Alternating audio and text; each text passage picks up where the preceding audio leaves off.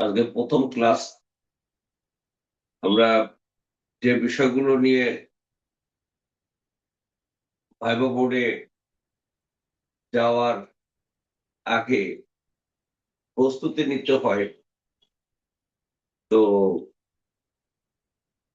এখানে কি লেখা আছে? ভাইবা বোর্ডের বৈশিষ্ট্য, না? জি স্যার। আচ্ছা। আহ সবকিছুর একটা বৈশিষ্ট্য থাকে। তো ভাইবা বোর্ডের বৈশিষ্ট্যটা কিরকম? এরকম, না? একটা টেবিল থাকে, সামনে একটা চেয়ার থাকে, যিনি ভাইবা দেবেন তিনি আসে বসেন, আর ওদিকে একজন চেয়ারম্যান, দুজন মেম্বার অথবা তিনজন মেম্বার থাকেন। এইরকম একটা সিনারিও থাকে, তাই না, ভাইবা বোর্ডে? জি স্যার। আচ্ছা। এখন ওনারা এই ছেলেটাকে প্রশ্ন করছে বা করবে, আর সে উত্তর দিবে। তাহলে এখানে তুমি যখন ভাইবা বোর্ডে ঢুকছো, তখন আহ, কি বলে যে দরজাটা খুললে, খুলে দরজাটা আবার লাগিয়ে দিয়ে তারপর তাদেরকে সালাম দিলে, চেয়ার কাছে আসলে, তুমি বসার অনুমতি নিলে, বসলে, তারপরে আলোচনা শুরু হবে। এখন আলোচনা যে যে বিষয়গুলো হবে, ভাইবা বোর্ডের উদ্দেশ্যটা কি? তো বৈশিষ্ট্যটা আমরা বললাম যে এরকম এরকম ছিল। আবার একটা উদ্দেশ্য থাকে না ভাইবা বোর্ডের? জি স্যার। আচ্ছা। তুমি কি একা নাকি ক্লাস, আর কেউ নাই? আজকে স্যার 4জন পার্টিসিপেন্ট দেখতেছি। আচ্ছা, সবাই একটু কথা বললো। আমি বসে তোমাদেরকে পড়াচ্ছি, আজকে আমি দাঁড়িয়ে পড়াতে পারছি না, পড়াচ্ছি না, টায়ার্ড হয়ে গেছি। গত রাত্রে হঠাৎ করে পেট খারাপ, তারপরে জ্বর। তো তারপর দেখলাম যে গতদিন আমার ভাগ্নে মারা যাওয়ার কারণে ক্লাসটা নিতে পারেনি। তো যাই হোক, এখন ভাইবা বোর্ডের উদ্দেশ্য হলো, দেখো, ভাইবা বোর্ডের উদ্দেশ্য কি কি লেখা আছে? আপনার স্মার্টনেস দেখা। আপনার স্মার্টনেস দেখা। অর্থাৎ আপনারা যারা ভাইবা বোর্ডে যাবেন, তারা কতটা স্মার্ট। এখন স্মার্ট শব্দটা তো আমরা কখন বলি বা কাদের বলি, কোন ক্ষেত্রে বলি, সেটা যদি আমি দেখি যে স্মার্টনেস দেখতে আপনাকে নানা ধরনের প্রশ্ন করা হবে। তার মানে আপনার স্মার্টনেস দেখবে তারা। ভাইবার উদ্দেশ্য কি তাহলে? বলো, আমার স্মার্টনেস দেখবে। কি দেখবে? আমার স্মার্টনেস দেখবে স্যার। স্মার্টনেস দেখতে তোমাকে ভাইবা বোর্ডের যারা থাকবেন তারা নানা ধরনের প্রশ্ন করবেন। আচ্ছা, এবার স্মার্টনেসটা কাকে বলে একটু পড়ো তো। স্মার্টনেস হলো আপনার ভিতরকার সত্তার সাবলীল উপস্থাপনা, যেখানে তথ্য এবং তথ্যের সমন্বয় থাকতে হবে।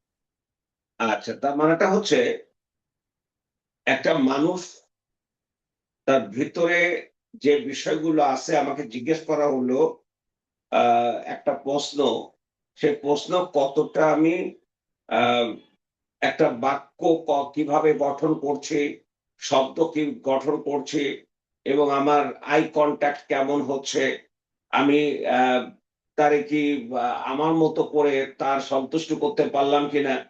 তখন তিনি বলবেন, না ছেলেটা তো ভালোই বলছে, মেয়েটা তো ভালোই বলছে, তারপরে তুমি স্মার্ট, তুমি স্মার্ট দেখাতে পারছো।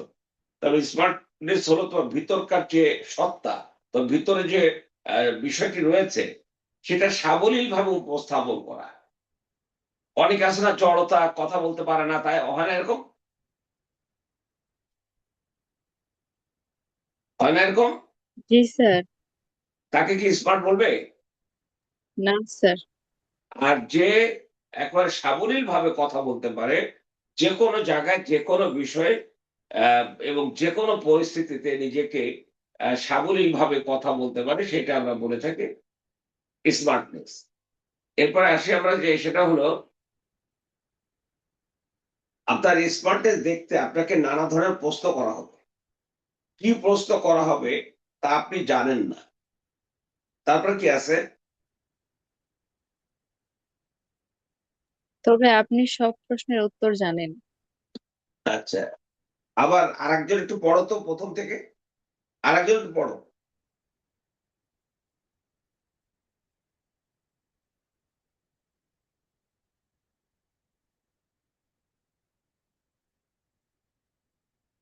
ওরা শুনতেছে না নাকি? আসসালামু আলাইকুম স্যার। হ্যাঁ, এটা একটু পড়ো। আপনার স্মার্টনেস দেখতে আপনাকে নানা ধরনের প্রশ্ন করা হবে। কি প্রশ্ন করা হবে তা আপনি জানেন না, তবে আপনি সব প্রশ্নের উত্তর জানেন। তবে আপনি সব প্রশ্নের উত্তর জানেন, কথা কি ঠিক হলো?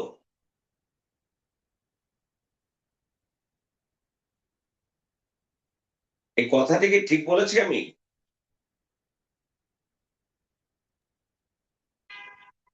কিছু জিনিসের উত্তর নাও জানা থাকতে পারে। তবে আপনি সব প্রশ্নের উত্তর জানেন, কি প্রশ্ন করবে আপনি জানেন না, কিন্তু উত্তর জানেন। আচ্ছা, তাহলে একটু আমরা বলি একটা প্রশ্নের। আমি তোমাকে যদি এখন প্রশ্ন করি যে বাংলাদেশের আহ জ্বালানি সংকটের কারণটা কি? এর উত্তর তুমি জানো?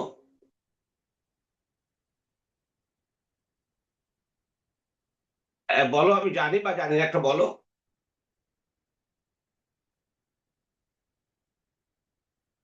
বাংলাদেশে বর্তমানে জ্বালানি সংকটের কারণটা কি? স্যার এটা আপনি উত্তর। বলে দিলে সুবিধা হয় স্যার। না, তুমি জানো কি আগে বলো, জানি বা জানি না, একটা বল, তারপর আমি বলি। যা মনে হয় জানি, একটা বলো না, জানি বা জানি না। ইরান ইসরায়েল আর যুক্তরাষ্ট্রের যুদ্ধের কারণে স্যার। আচ্ছা, তা তুমি আগে বলো জানি কি জানি না। জানি স্যার। আচ্ছা, জানো। যখন তুমি জানো, সেই উত্তরটা দিতে তোমার ভিতরে একটা সাবলীলতা থাকবে না? জি স্যার। একটা স্বচ্ছন্দ বোধ করবে না এবং ফ্লুয়েন্টলি কথা বলে যাবে না? উত্তর তো কমন পড়ে গেছে, প্রশ্ন তো কমন পড়ে জি গেছে, স্যার। আমাকে যে প্রশ্ন করা হয়েছে আমি জানি সেটা। আবার জি স্যার। তোমাকে প্রশ্ন করা হলো আহ আইজেন হাওয়ার ডক্ট্রিন কি, তুমি জানো? স্যার তোর প্রশ্নটা কথা তো একটু বলতে আরেকবার হবে না। বলুন। ইয়েস অর নো বলো, জানি না। জানেন? বলো। জানেন। আমি তোদেরকে দেখাচ্ছি যে ভাইবা বোর্ডে যাবে তুমি, কি প্রশ্নের উত্তর কিভাবে দেবে। আমি একটা প্রশ্ন করেছিলাম যে জ্বালানি সংকটের কারণ, ও বললো জানি। এখন যেটা জানো সেই প্রশ্নের উত্তর, তারপরে কমন, কমন হলে মনটা একটু প্রফুল্ল হবে না, একটু ফুরফুরা হবে না, বেশ আমি পারবো পারবো, আমি উত্তর ভালো দিব, এরকম ভালো লাগবে। তখন তুমি তখন সাহসটা বেড়ে যাবে।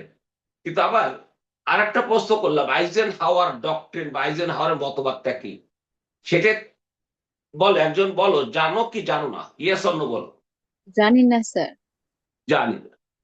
তার মানে যে প্রশ্নের উত্তর আমি জানি না, এই যে আমি জানি না, এটাই হচ্ছে উত্তর। একটা মানুষ কি সব প্রশ্নের উত্তর জানে নাকি? পারবে? না। না স্যার।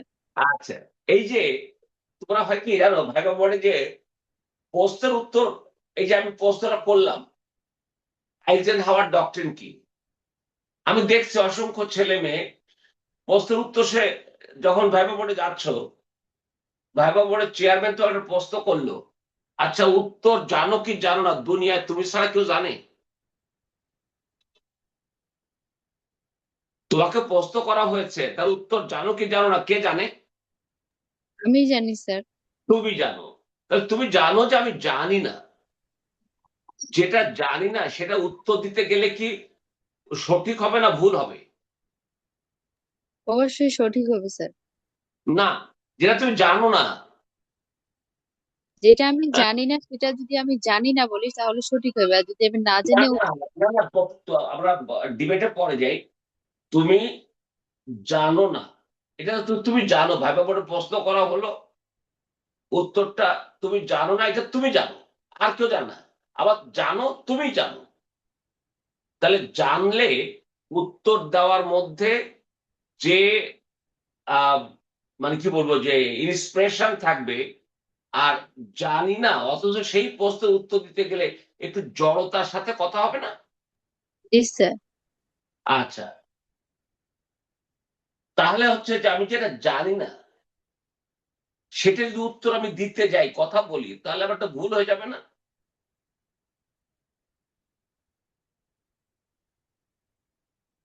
যেমন আমি তোমাদেরকে বলি যে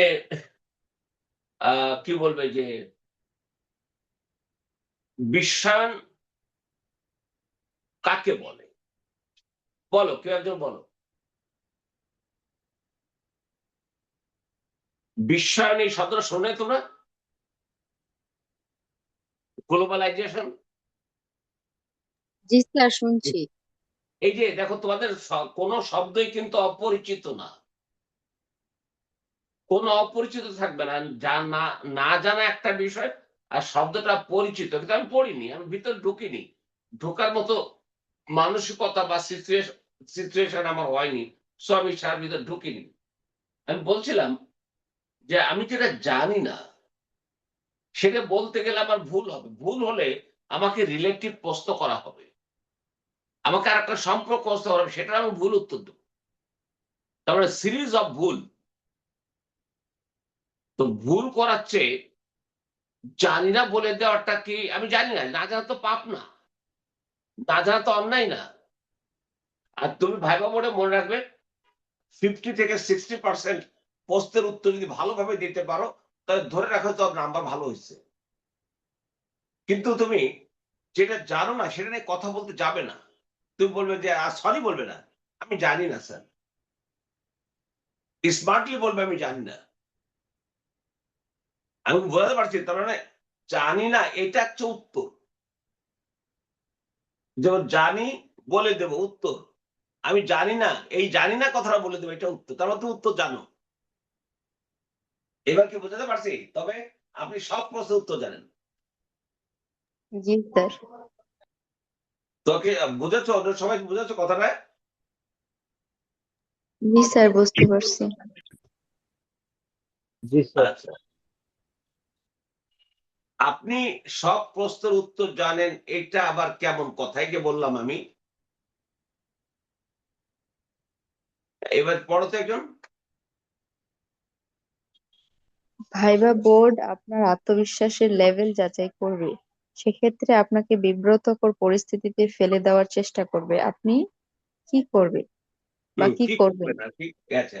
খেয়াল করো যে ভাইবা বোর্ড আপনার আত্মবিশ্বাসের কনফিডেন্স লেভেলটা দেখবে। তাকে এত বড় একটা চাকরি, যে চাকরিতে গেলে একদিন সচিব হবে, তাকে এত সহজতে চাকরি দেওয়া ঠিক না, তাকে ভালো করে যাচাই করতে হবে। লেভেলটা আপনার কনফিডেন্স, আত্মবিশ্বাসের কনফিডেন্স লেভেলটা কতটুকু এটা দেখবে। এই জায়গায় এইটা দেখতে গিয়ে, যেমন ধরো আমি তোমাকে একটা প্রশ্ন করি, যে কেউ একটা উত্তর দাও। সেটা হলো আহ বাংলাদেশ আমেরিকার সাথে গত ৯ ফেব্রুয়ারি একটা চুক্তি করেছে, সেই চুক্তিটার নাম কি? Sir, agreement on reciprocal tariff. Fine. আচ্ছা, আমি ফাইন বলছি, আমি বলছি যে তোমার উত্তর হয় নাই, উত্তর হয়নি। ভাইবা বোর্ড বলছে যে আপনি যেটা বলছেন এটা উত্তর সঠিক হয়নি। তখন তুমি কি করবে?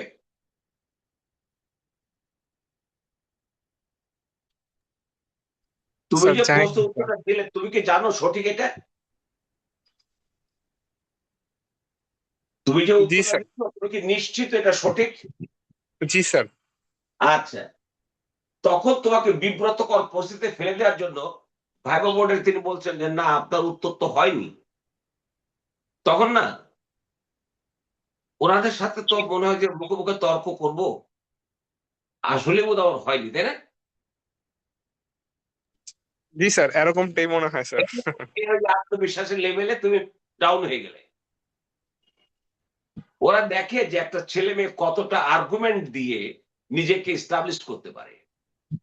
তখন তোমাকে বলতে হবে যে স্যার আমি সঠিক বলেছি। আবারও বলতে পারেন না আপনার ভুল হয়েছে, আবার বলেন, আবার বলেন, আবারও ভুল হয়েছে। তুমি আবার বলেন না স্যার আমার সঠিক হয়েছে। তখন সে দেখলো যে না, এর আত্মবিশ্বাসের লেভেলটা ভালোই উপরে আছে, এর সাথে আর কথা বলে লাভ নেই, ও ভালো ছেলে, ভালো মেয়ে। আচ্ছা, তাহলে যে দাঁড়াচ্ছে সেটা হলো এই বিষয় এগুলো তোরা একটু পরে পিডিএফটা দিয়ে দেবো, সেই পিডিএফ এ এগুলো লেখা আছে। আর আচ্ছা, ভাইবা বোর্ডে দেখো তো কি আছে লেখা। স্যার ভাইবা বোর্ডে 2 ধরনের প্রশ্ন করা হয়।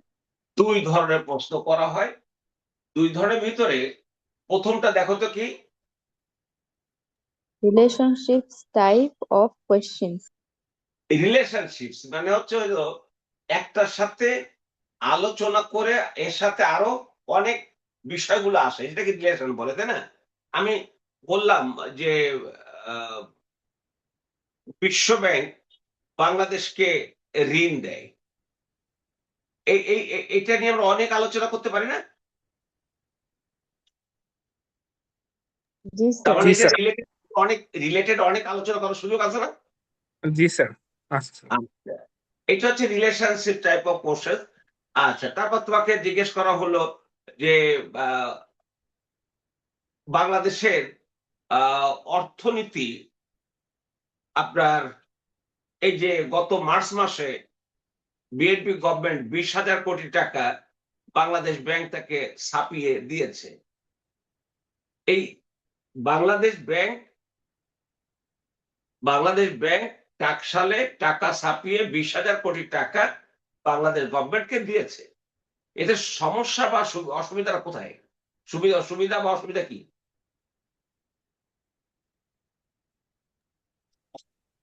স্যার, মূল্যস্ফীতি হবে স্যার, মূল্যস্ফীতি, মুদ্রাস্ফীতি, জিনিসপত্রের দাম বেড়ে যাবে স্যার। একটা বলো, দুইটা বলুন একসাথে। জি স্যার। আচ্ছা, এখন টাকা কি গভর্নমেন্ট মানে বাংলাদেশ ব্যাংকের টাকা ছাপাতে হয় না? জি স্যার। তাহলে এখন আমার 20,000 কোটি টাকা দিচ্ছে। আবার গত আহ, আওয়ামী লীগ সরকার ছিল 15-16 বছর, ওই টোটাল টাইমটার মধ্যে তারা 60,000 কোটি টাকা ছাপাইছিল। আর এটা নিয়ে সবচেয়ে বেশি সমালোচনা করেছিলেন মনসুর সাহেব, যিনি বাংলাদেশ ব্যাংকের গভর্নর ছিলেন, বব করে বিএনপি তারা ব্যাংকে দিচ্ছে। উনি সবচেয়ে বড় সমালোচনা ছিল, অথচ ওনার টেনিওরে উনি 1,00,000 কোটি টাকার উপরে টাকা ছাপিয়েছেন। তাহলে যারা দাঁড়াচ্ছে এখন বাংলাদেশ ব্যাংক তো টাকা ছাপায় না, কিন্তু কোন টাকাটা ছাপাবে, কোন টাকাটা মানে ছাপানোর দরকার। তো দেখো আমার জিডিপি প্রবৃদ্ধি কত পার্সেন্ট হয়েছে, 1। 2 হলো সিরা ফাটা সিরাটের নোট থাকে না, জি স্যার। জি স্যার। এগুলো সব বাংলাদেশ ব্যাংকে চলে যায়, ওই লেখে টেখে কত টাকা, এগুলো লেখাটা পড়া ফেলে। তারপরে ওই টাকাটা আবার বাজারে আসতে হবে, আবার বাজার থেকে তো টাকাটা চলে গেছে, এটা আসতে হবে। এইভাবে নিয়ম আছে যে এই পরিমাণ টাকা ছাপানো যাবে।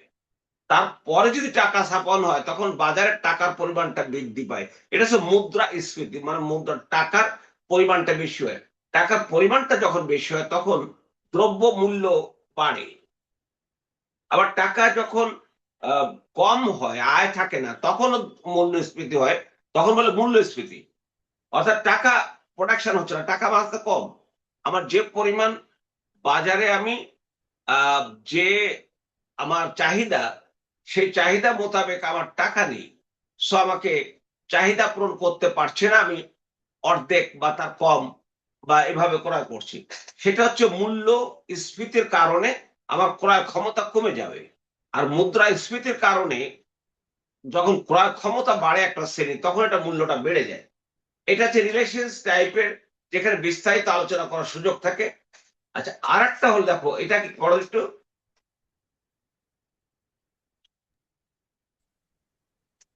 নন non relation. Relationship type of বল। কোশ্চেন। আচ্ছা, অর্থাৎ এর সাথে ওইটা মতো অত গভীর আলোচনা নেই, একটা একটা ইনফরমেশন, একটা ইনফরমেশন, সেই ইনফরমেশনের সাথে হয়তো কোনো আলোচনা বা রিলেশনশিপ থাকে না, এরকম একটা ইনফরমেশন তোমাকে চেলো হলো যে এই কি বলে যে এবার ওই ক্রিকেট বিশ্বকাপে চ্যাম্পিয়ন হয়েছে কে ওই T20-তে?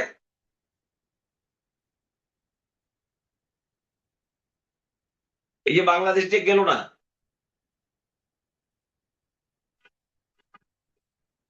তাই না? বাংলাদেশে গেল না, আসিফ নজরুল বলে দিল যে বাংলাদেশ যাবে না, ছেলেদেরকে কি বঞ্চিত করেছে। আচ্ছা, তো এখন চ্যাম্পিয়ন হচ্ছে কোন দল, কোন দেশ?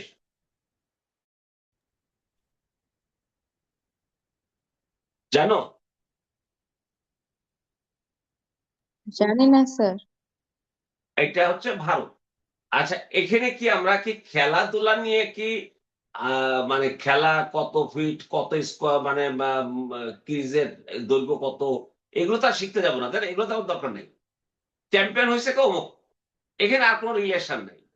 এই ধরনের প্রশ্ন হয়, কিছু তথ্য এখন নিছক একটা তথ্য, এরকম হলে সেটা এরকম বলা হয়।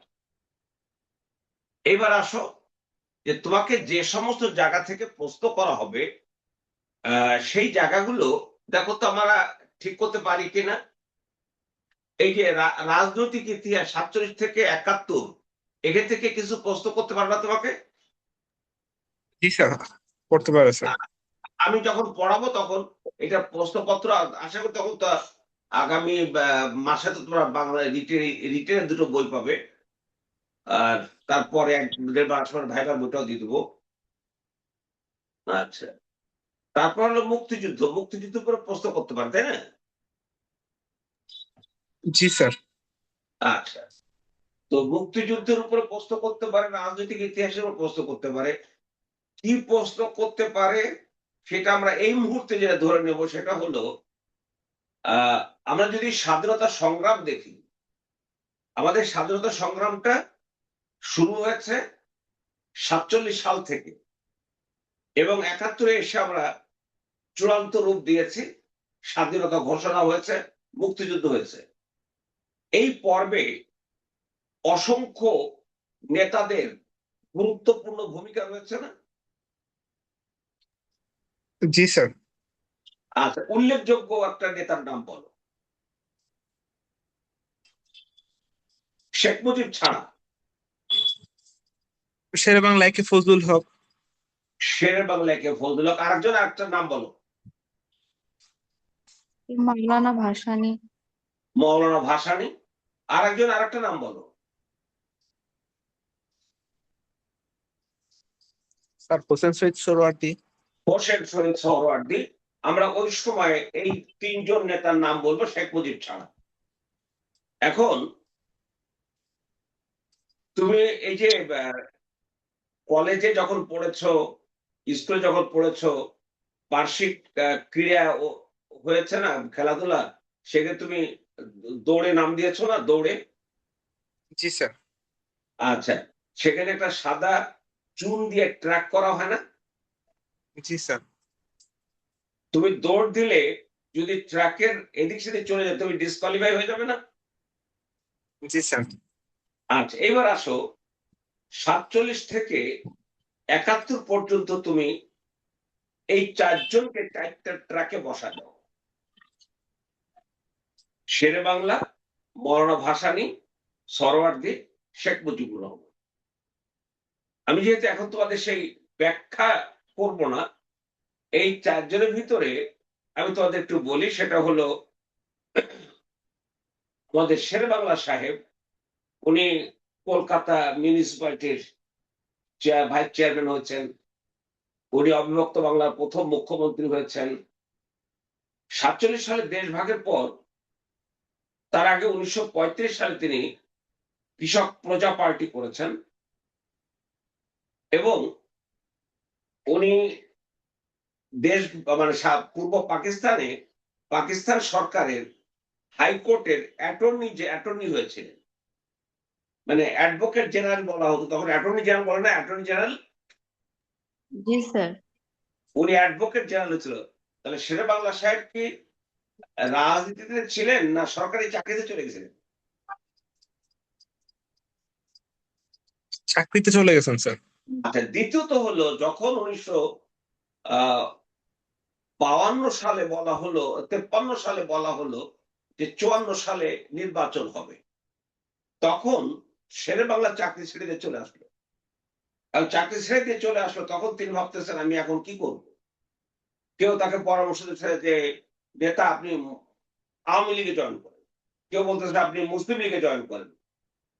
এখন যেমন 1953 সালে নভেম্বর মাসে ময়মনসিংহে আওয়ামী লীগের কাউন্সিল হয়েছিল। সেখানে শেখ মুজিব বলেছিলেন যদি হক সাহেব আওয়ামী লীগে আসেন তাকে উপযুক্ত সম্মান এবং উপযুক্ত পদ দেয়া হবে। আচ্ছা, তারপর যদি উনি না আসেন তাহলে অন্য ব্যবস্থা হবে, সেটা আমি পরে বলছি। তারপরে শেরেবাংলা সাহেব ওই যে আমাদের মুখ্যমন্ত্রী হলেন পূর্ব পাকিস্তানের 1954 সালের নির্বাচনে শেরেবাংলা মুখ্যমন্ত্রী হলেন। তারপর এটা হলো এপ্রিল মাসের তোমার 4 তারিখে 1954 সালে। এরপরে তোমার কি বলবো যে মে মাসের 30 তারিখে ওই সরকারকে বরখাস্ত করে দেওয়া হয়। এরপরে আমাদের শেরেবাংলা সাহেব আর কখনো অ্যাক্টিভ পলিটিক্স করেন এবং উনি 1962 সালে 29 এপ্রিল মারা যান। আর আমাদের স্বাধীনতা সংগ্রামের সবচেয়ে অগ্নি যুগ বা অগ্নি সময় 60-এর দশক না?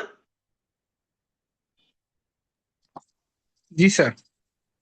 সেই 60-এর দশকের শুরুতে আমাদের সেই মহান ইহলোক ত্যাগ করলেন। ওই যে ওনার একটা উদ্দেশ্য ছিল যে মানুষের কল্যাণ করতে হবে, আর কল্যাণ করতে হলে ক্ষমতা যেতে হবে। ক্ষমতা যাওয়া ছাড়া মানুষের কল্যাণ করা যাবে না, ওনার এটা ছিল। আচ্ছা যাও, তারপর আসো, তাহলে আমরা কি আর শের বাংলাকে আর আগাতে পারবো? না স্যার। আচ্ছা, এবার আসো আমি সোহরাওয়ার্দী সাহেব। উনি প্রথম আমাদের বাংলা ভাষার পক্ষে ছিলেন না, কারণ ওনারা উর্দু ভাষী পরিবার ছিলেন, তো উনি ছিলেন না। পরে তিনি আমাদেরকে সমর্থন করেছেন। তারপর আওয়ামী লীগ গঠনে তার 1 নাম্বার ভূমিকা রয়েছে। উনি পাকিস্তান আওয়ামী লীগের সভাপতি হয়েছিলেন 1951 সালে। আর সিন্ধুর একজন মাহমুদুল হক জেনারেল সেক্রেটারি হয়েছিলেন। এই যে সোহরাওয়ার্দী সাহেব একবার 56 সালের দিকে পাকিস্তানের প্রধানমন্ত্রী হলেন। উনি যখন প্রধানমন্ত্রী ছিলেন 1957 সালে ফেব্রুয়ারি মাসের 7 এবং 8 তারিখে কাকমারি সম্মেলন, কাকমারি নাম শুনেছো? কাকমারি জি স্যার। টাঙ্গাইল একটা জায়গার নাম। সেই জি স্যার। কাকমারি সম্মেলনে মওলানা ভাসানীর সাথে সোহরাওয়ার্দীর পাকিস্তানের পররাষ্ট্রনীতির দ্বন্দ্ব দেখা দেয়। কারণ পাকিস্তান তখন পুরোপুরি মার্কিন পন্থী, আর মওলানা ভাসানী আসাম মুসলিম লীগের সভাপতি ছিলেন।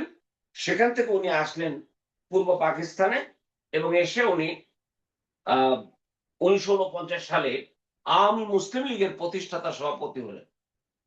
ওই যে 1957 সালে ফেব্রুয়ারি মাসে যখন দ্বন্দ্ব দেখা দিল, তখন উনি 18 মার্চ আওয়ামী লীগের সভাপতির পদ থেকে পদত্যাগ করলেন। সেটা না ভালো গল্প আছে আসলে। ইতিহাস তো শুধু অব্যক্ত বেদনার কাহিনী নয়, বরং আরো কিছু। সে আরো কিছু হলো ইতিহাসকে আনন্দময় করা, ইতিহাসকে কি বলবো যে জীবনের অংশ হিসাবে তুলে ধরা। কারণ ইতিহাস আজকে আমাকে এনেছে, আগামী বিনির্মাণে ইতিহাস ভূমিকা রাখবে। তো যেটা বলছিলাম যে তোমার মওলানা ভাসানী সাহেব ছেড়ে দিলেন আওয়ামী লীগ। আওয়ামী লীগ ছেড়ে দিয়ে উনি কি বলবো যে চলে গেলেন মাওপন্থী হয়ে। অর্থাৎ উনি চীনের মাও সেতুং এর মতবাদে বিশ্বাস হয়ে গেছিলেন আওয়ামী লীগে থাকতে। উনি চলে গেলেন ওইভাবে। 1962 সালের ডিসেম্বর মাসের দিকে মওলানা ভাসানীকে মাও সেতুং ইনভাইট করে চীনের বেইজিং এ নিয়ে গিয়েছিলেন। সেই সময় মৌলানা ভাসানীকে বাংলাদেশে বলেছিলেন যে পাকিস্তানে তখন আইয়ুব খান ক্ষমতায়, বুঝছো? পাকিস্তানের ক্ষমতায় কে? আইয়ুব খান স্যার। এবং আইয়ুব খান কট্টর ভারত বিরোধী, আর আমার পক্ষে সে। আর মৌলানা সাহেব, আপনি তো আমার রাজনীতি করেন, আপনি পাকিস্তানে একজন জাতীয় নেতা। সো এই মুহূর্তে যদি আপনি পাকিস্তানের আইয়ুব খানের বিরুদ্ধে আন্দোলন করেন, তাহলে আইয়ুব খান দুর্বল হয়ে যাবে, তাই না? আইয়ুব খান জি স্যার। দুর্বল হলে প্রকারান্ত ভারত সফল হয়ে যাবে। সো ভাসানী সাহেব, আপনি আইয়ুবের বিরুদ্ধে আন্দোলন করেন না। কে বলছে কাকে? মাও সেতু মাওলানা আব্দুল হামিদ খান ভাসানীকে বলেছেন। পারলে একটু সার্চ দিয়ে দেখো, আমি যে কথাগুলো বলছি আহ পেয়ে যাবে। আমি গল্প করছি, গল্পের মতো তার লেখা পাবে না, কিন্তু স্যার তথ্য এটা কত সালের কথা স্যার? এটা হচ্ছে 1963 সালে। আচ্ছা। 1963 সালে উনি ফিরে আসলেন, ডিসেম্বরে গেছিলেন, 63 সালে ফিরে আসলেন জানুয়ারিতে। ফিরে এসে উনি সাংবাদিকদের প্রশ্নের জবাব বললেন, from today my policy is don't disturb Ayub policy. আজ থেকে আমার নীতি হলো আইয়ুব খানকে বিরক্ত না করার নীতি। তার মানে মৌলানা সাহেব কোন দিকে চলে গেলেন? স্যার আইয়ুব খানের প্রতি মানে ঝুঁকে পড়ছেন। বিরক্ত না করার নীতিতে জি স্যার। চলে গেলেন। আর ঠিক সেই সময় শেখ মুজিব কিভাবে, আমি পরে গল্প করব তোমাদের সাথে, কখন কিভাবে 6 দফা প্রণয়ন করেছিলেন এবং সে 6 দফা কিভাবে দিতে চেয়েছিলেন, কেউ রাজি হয়নি, উনি একাই বলছেন আমি একাই দেব। তা যাক, তারপরে গেছে এই তোমার মৌলানা ভাসানী যে সময় আইয়ুব খানের বিরুদ্ধে আন্দোলন না করার নীতি, ঠিক সেই সময় আইয়ুব খানকে সবচেয়ে বেশি বিরক্ত করেছে শেখ মুজিব। তাহলে লাইমলাইটে কে চলে আসলো? জি, বঙ্গবন্ধু। বঙ্গবন্ধু শেখ মুজিব লাইমলাইটে চলে আসলো। তো এটা কি কেউ কি ইচ্ছা করে শেরেবাংলাকে মেরে ফেলেছে? কেউ কি ইচ্ছা করে সরওয়ার্দীকে বৈরুতে হোটেল ইন্টারকন্টিনেন্টালে মেরে ফেলেছে? কেউ কি মৌলানা ভাসানীকে ডন ডিস্টার্ব আইয়ুব পলিসি বলতে কেউ বাধ্য করেছে আর নিজে বলেছে? জি স্যার, সব নিজে থেকেই হয়েছে। মানে দেখো তো, যে সাদা ট্রাকে 4 জনকে বসাইছিল, এই পর্যন্ত 3 জনকে ডিসকোয়ালিফিকেশন পাইছো। জি স্যার। একমাত্র শেখ মুজিব ওই যে 47 সালে ট্রাকে দৌড় দিয়েছে, 71 সে দেশ স্বাধীন করে উনি চূড়ান্ত পর্যায়ে চ্যাম্পিয়ন হয়েছেন। এই জন্য তিনি জাতির পিতা। তা মানেটা হচ্ছে, আমি এই জায়গায় হয়তো আমাদের শেখ মুজিবকে আমাদের দেশের একটা শ্রেণী না, তার নাম শুনলে তাদের মানে কি বলবো, যে হয়তো প্যান্ট শার্ট নষ্ট হয়ে যায়।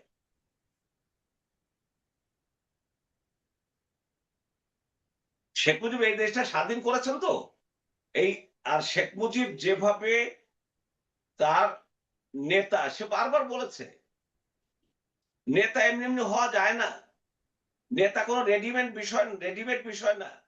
নেতা হতে হলে জনগণের ভালোবাসা আস্থা কুড়াতে হবে, জনগণের কাছে যেতে হবে, জনগণের জন্য কাজ করতে হবে। নেতা হওয়া এত সহজ নয়, উনি বলেছেন এসব। যাই হোক, তারপরে আসি আমি। এরপরে কি আছে দেখো তো, সংবিধান না? জি স্যার। আচ্ছা, এরপরে কিসের উপর আলোচনা করবে? প্রশাসন। প্রশাসন। তারপরে লোকাল গভর্নমেন্ট। পররাষ্ট্রনীতি। অর্থনীতি। কৃষি। জ্বালানি।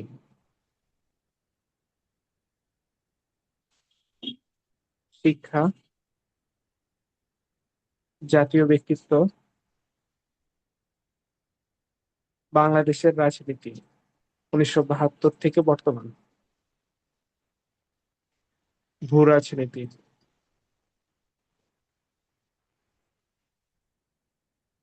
স্নায়ুযুদ্ধ। এই শব্দটি শুনেছো তোমরা? জি স্যার। কেন শুনেছো? সরি স্যার, বুঝিনি স্যার। আচ্ছা, এটা খুব ইন্টারেস্টিং জায়গা। এই জায়গাটা যদি একটা ছেলে মেয়ে ভালো বুঝতে পারে, তাহলে এখনকার বিশ্ব বোঝা তার জন্য সহজ হবে।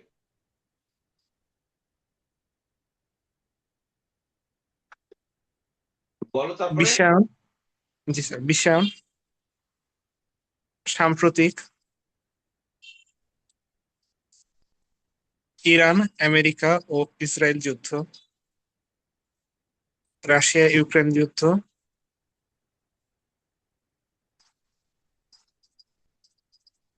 বিবিধ। এই বিবিধের ভিতরে তোমার ব্যক্তিগত ইত্যাদি ইত্যাদি এগুলো থাকবে। এর সাথে আরো অনেক কিছু যোগ হবে, অনেক কিছু যোগ হবে। আহ আমি জাস্ট একটা তোমাদের ডেমো দেখালাম যে তোমাকে কোনো সংবিধানের উপর প্রশ্ন করতে পারে, পররাষ্ট্রের উপর প্রশ্ন করতে পারে, অর্থনীতির উপর প্রশ্ন করতে পারে। এর বাইরে কিন্তু খুব একটা হওয়ার না। আর এই বিবিধদের তোমার ব্যক্তিগত সম্পর্কে জিজ্ঞেস করতে পারে, তোমার এলাকায় তোমার জেলায় বিখ্যাত ব্যক্তি কে আছে সে সম্পর্কে জিজ্ঞেস করতে পারে। এই হলো বিষয়। তো তোমরা কেউ কোনো প্রশ্ন করবে?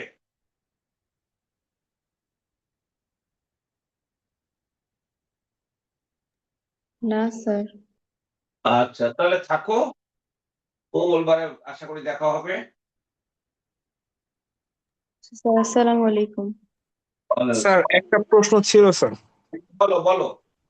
স্যার ওই যে আপনি যেটা বলছিলেন স্যার, এই যে 9 ফেব্রুয়ারির যে চুক্তিটা স্যার, ওই এগ্রিমেন্ট অন রেসিপ্রোকাল টেরিফ, এটাতে যখন মানে কনফিডেন্স চেক করার জন্য যে জিজ্ঞেস করবে, তখন ওইটা আসলে কিভাবে ওইটা হ্যান্ডেল করবো, ওটা একটু আরেকবার যদি একটু বলতেন স্যার। কথায় বলতেই হবে, এটি বাংলাদেশকে আমেরিকার দাসে পরিণত করা হয়েছে, দাসত্বের চুক্তি হয়েছে এটা। আমি রাশিয়া থেকে তেল কিনবো আমেরিকার পারমিশন নিয়ে, তাহলে আমার স্বাধীনতার কথা কি হলো? বাংলাদেশে স্বাধীনতা সার্বভৌমত্ব কি শব্দ ধরে বললাম? স্বাধীনতা, সার্বভৌমত্ব। এইটা সবচেয়ে বেশি কইতে কইতে কইতে কইতে মুখে ফেনা তুলে ফেলায় বিএনপির নেতারা। অত তারাই চুক্তি করার জন্য অনুমতি দিয়েছে। এবং যে এই চুক্তিটা করেছে ইউনূস সাহেবের নেতৃত্বে, ওই খলিল, তাকে পররাষ্ট্রমন্ত্রী বানানো হয়েছে। কেন? বিএনপিতে পররাষ্ট্রমন্ত্রী হবে ছিল না। এই চুক্তি করার জন্য আরেকটা হলো যে ওই আকিজের ছেলে বাণিজ্য উপদেষ্টা ছিল, এই দুজন এটা করে গেছে। আমাদের একেবারে মোট কথা হলো যে আহ মানে কেউ দাস বানায় দিয়ে গেছে আমেরিকা। হম। তো এটা তুমি বলবে না কেন? এটা এটা তুমি দেখো না, 115টা বোধহয় আমাদের প্রতি নির্দেশনা আছে। এইসব পাবে, তোরা পাবে। আর সবসময় কথা হচ্ছে যে পক্ষে যদি বলার থাকতো, এই যে একটা উদাহরণ দিলে তো, রাশিয়ার কাছ থেকে আমি তেল আনবো, কার পারমিশন লাগবে? আমেরিকা। যুক্তরাষ্ট্রে। কেন আমেরিকার পারমিশন তুমি লাগবে কেন? তুমি কি স্বাধীন দেশ না, সার্বভৌম দেশ না? তারপর তোমার স্বাধীনতা সার্বভৌমকে তোমার হাতে আছে। তুমি চীন থেকে 2002 সালে খালেদা জিয়া আহ, চীনের সাথে চুক্তি করে গেছে অস্ত্র কেনার জন্য। আমরা সবচেয়ে বেশি চীন থেকে অস্ত্র আনি। এখন চীন থেকে একটা অস্ত্র গুলি কিনলেও আমেরিকার পারমিশন নিতে হবে। তো চীন কি তোমার বন্ধু থাকবে? না স্যার। আর চীন যদি বন্ধু থাকে, রাশিয়া যদি বন্ধু না থাকে, তাহলে কি এই যে শেখ হাসিনা কি করেছে? তিনি আমেরিকা এবং কোন একটা, আমি সেদিন জানলাম যে কোন একটা পত্রিকায় লেখা হয়েছে, ইন্টারন্যাশনাল জার্নালে, একমাত্র পৃথিবীতে আমেরিকার এগেনস্টে যোগ্যতার সাথে কথা বলেছে বাংলাদেশের প্রধানমন্ত্রী শেখ হাসিনা। একমাত্র আমেরিকা বিরোধী হিসাবে তিনি পরিচিত। আমরা কি করলাম?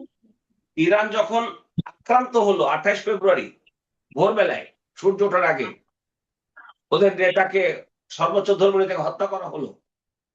তারপরে ইরান পাল্টা আক্রমণ করলো ইসরায়েলে, এবং আরবের বিভিন্ন দেশে যেখানে আমেরিকার সামরিক ঘাঁটি আছে সেখানে আক্রমণ করলো না?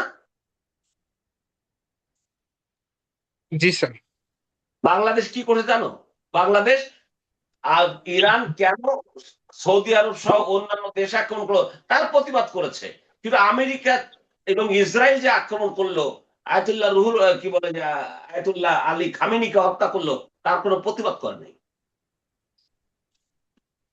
এই হলো আমাদের দাস। ইউনূস সাহেব আমাদেরকে পরিপূর্ণভাবে দাস বানিয়ে দিয়ে গেছে। স্যার